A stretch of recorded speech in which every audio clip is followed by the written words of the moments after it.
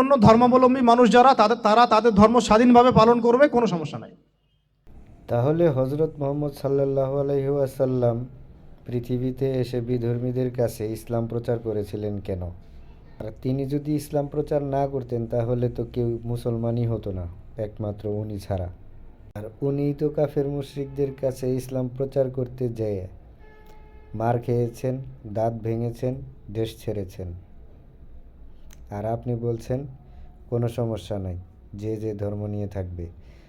তো আগেই যদি নবীজি এই চিন্তা করতেন যে হ্যাঁ, যে যেই ধর্ম নিয়ে আছে সে সেই ধর্ম নিয়েই থাকুক, তাহলে তো মক্কাতে 360টা মূর্তি উনি ভাঙতেন না।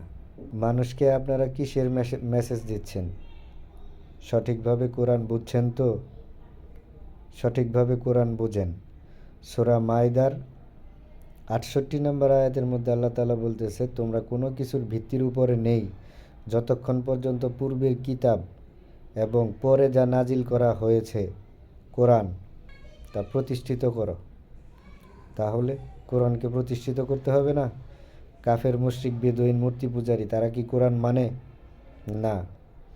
তো তাদের কাছে কোরআনের দাওয়াত দিতে হবে না? কোরআন তাদেরকে মানাইতে হবে না? না আমি মূর্তি পাহারা দিতে যাব, আর না আমি মূর্তি ভাঙতে যাব, সিম্পল।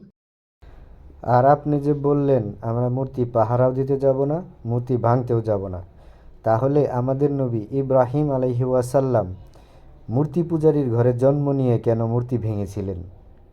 দয়া করে বলবেন। দেখেন, আমরা যদি মূর্তির বিরুদ্ধে কথা বলি, ডাইরেক্ট কোরআন দিয়ে বলি, তাহলে কেউ মানতে রাজি হবে না। ঠিক আছে? কাজেই আমরা তাদের শাস্ত্র দিয়ে কথা বলতে হবে। তাদের শাস্ত্রে কি বলা আছে? ইক্কাম এবিদিতিয়াম, অর্থাৎ সৃষ্টিকর্তা একজন এবং তিনি অমুখাপেক্ষী।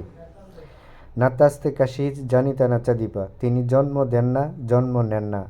নাতাস্তে প্রতিমা আস্তে, অর্থাৎ ঈশ্বরের মতো মানে খোদার মতো আর কেউ নেই, তার সমতুল্য কেউ নেই। না তার মূর্তি আছে, না তার পেন্টিং আছে, না তার ছবি আছে।